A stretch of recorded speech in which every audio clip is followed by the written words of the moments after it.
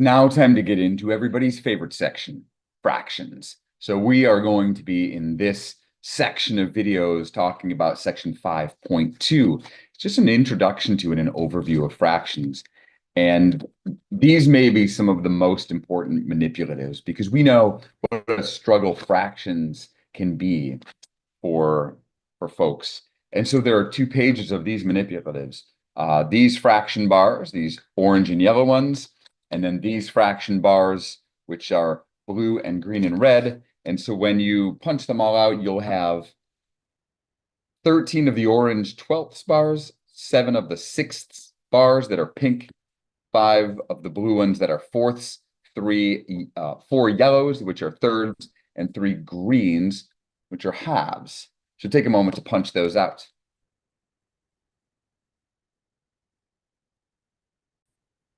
To start, let's take a look at what's going to happen in section 5.2, an introduction to fractions. We will do a little introductory activity. We'll talk about fraction terminology.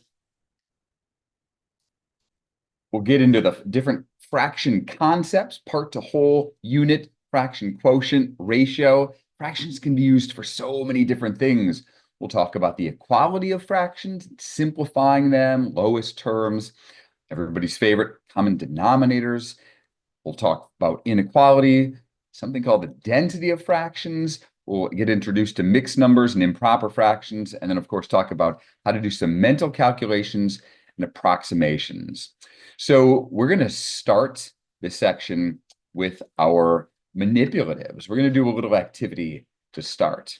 And so you hopefully have your fraction bar manipulatives. And what you see here, right, are the types of pictures. And it's the shaded sections that we're really counting. And so in these red ones, you have 5 shaded sections out of 6 for this one. So that's representative of 5/6.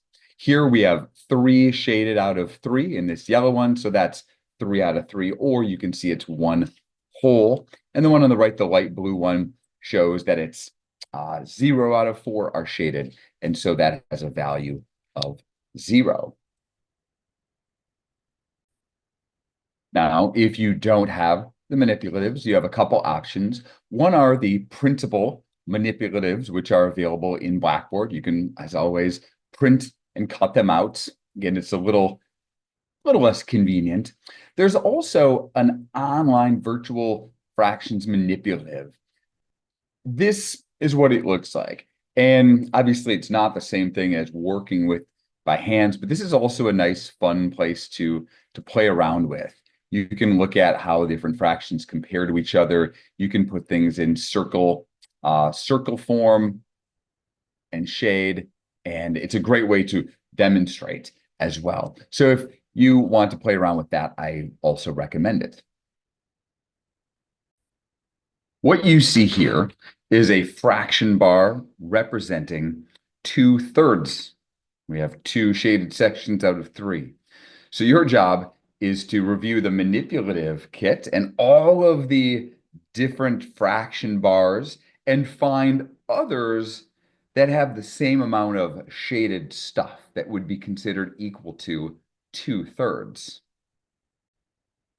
One thing that's important that you should be noticing about these fraction bars is that they are all the same exact length.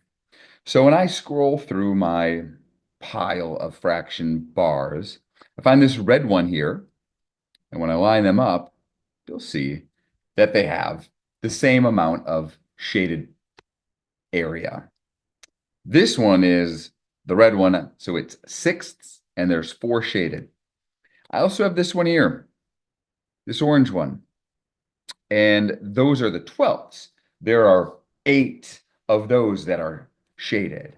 And so all 3 of those pictures there represent the same amount of stuff. Now, if you try to do it with the blues, you might have grabbed a couple of the blue sections and you said, well, that right there, that's too small. And that right there is too big. And so there's no way with the blues, which are in 4ths, to come up with a same equivalent shaded area equal to 2/3 like those others. We're now going to do some comparisons. So moments ago, we were working with our 2/3 bar, and I also showed you our 3/4 bar.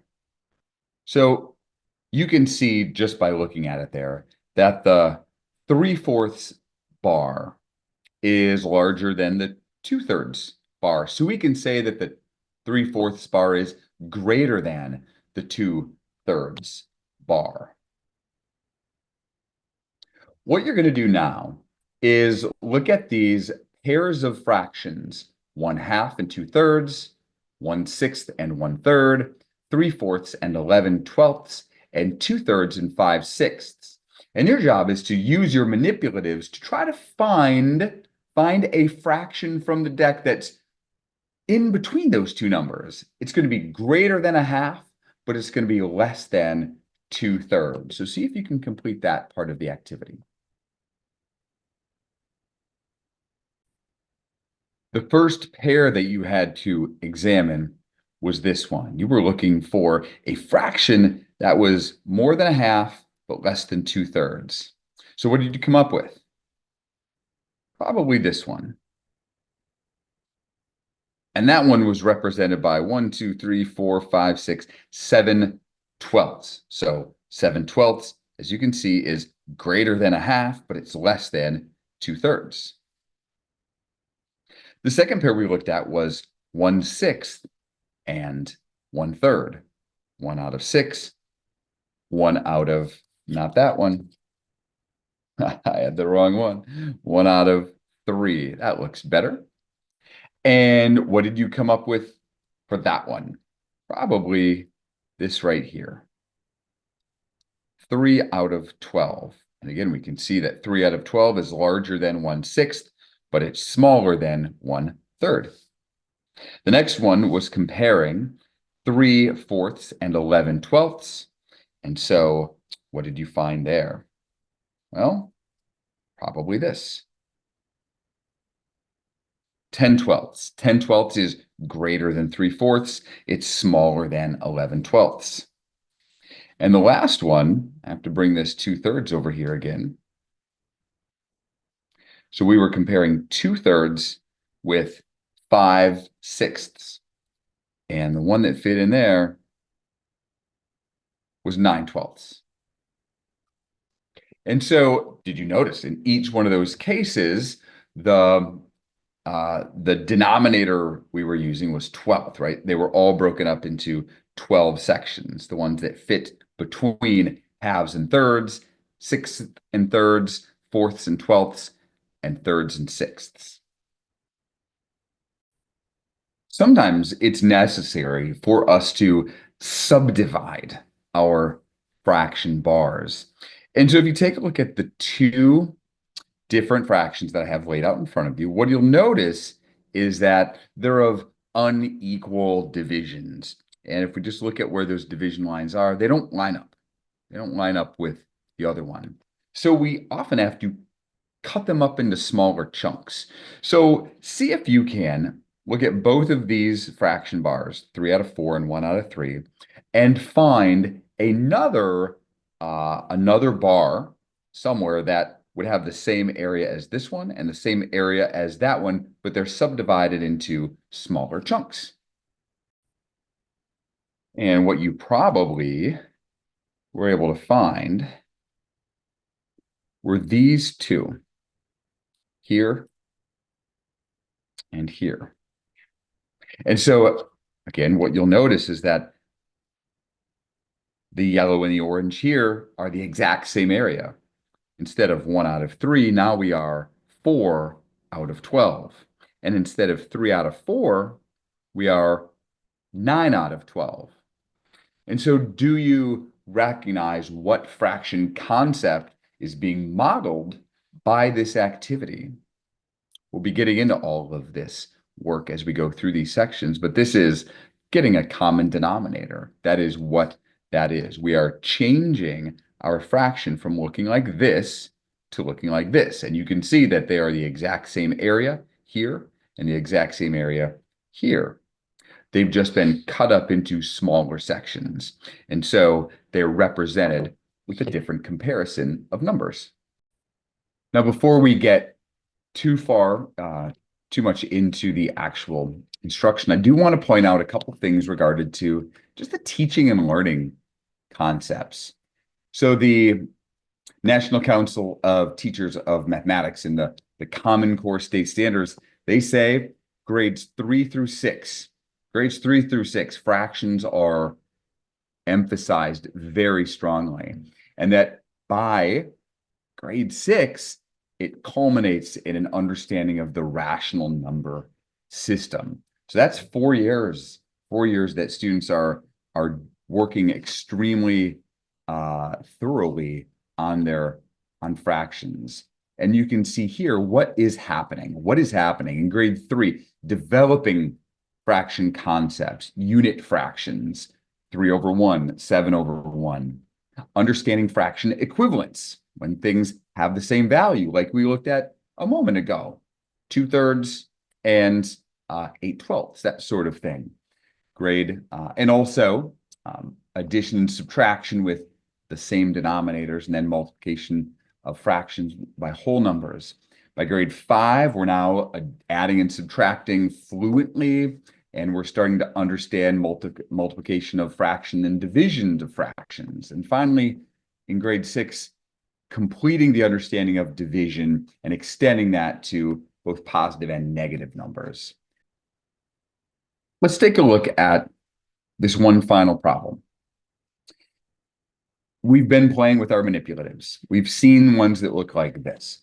So this says, see if you can use these two fraction bars to explain to another person how to compute 5/6 divided by 1/3 visually.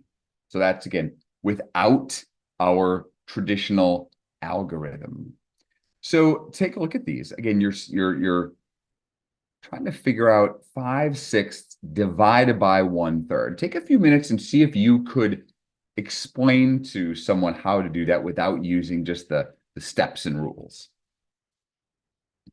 So what you might have done here was thought about division in the way of how many of these things fits into that thing, right? How many of this shaded bar right there fit into this entire shaded section there? That's one way to think about division.